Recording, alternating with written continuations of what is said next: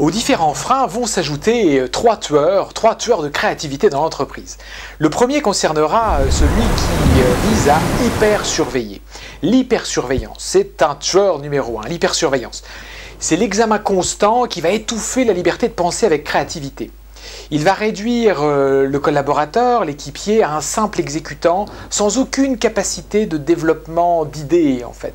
L'exemple que je peux vous donner, c'est par exemple un commercial à qui on dirait « tu ne dois pas t'écarter d'un script lorsque tu es au téléphone avec ton client, tu dois dire ça à la virgule près et pas du tout ça ».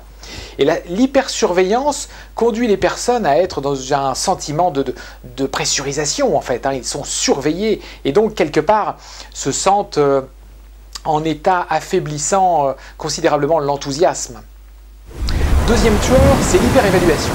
Autrement dit, le manager, l'animateur d'équipe donne souvent des critiques. Et les critiques sont souvent prématurées d'ailleurs, ou excessives, et elles tuent le bonheur d'entreprendre. C'est typiquement l'hyperévaluation, ce qui nous aurait conduit à ne voir que les deux mauvais résultats, et uniquement les deux mauvais résultats, sur l'exercice tout à l'heure des multiplications. Et ça peut être aussi des critiques prématurées. Attention, surtout la prochaine fois, tu ne te trompes pas comme tu as déjà fait. C'est typiquement ça, une critique prématurée. Troisième frein, troisième tueur de créativité, eh bien c'est celle qui concerne les dates limites. C'est l'hyperlimitation. Autrement dit, les dates limites sont trop nombreuses et on crée à ce moment-là un effet de panique. C'est typiquement ce que l'on rencontre lorsqu'il y a par exemple des challenges sur challenge ou lorsque l'on demande à des personnes de courir 3 lièvres à la fois.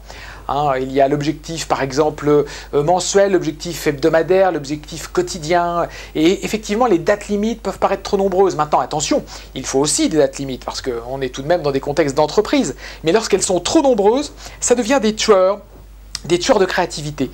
Et ces tueurs de créativité ont une capacité extraordinaire, qu'il s'agisse de l'hypersurveillance, de l'hyperévaluation ou des dates limites trop nombreuses, eh bien ces tueurs vont systématiquement affaiblir l'état d'enthousiasme et vont donner envie au collaborateur de ne pas donner le meilleur de lui-même parce qu'il ne se sentira pas tout simplement assez bien.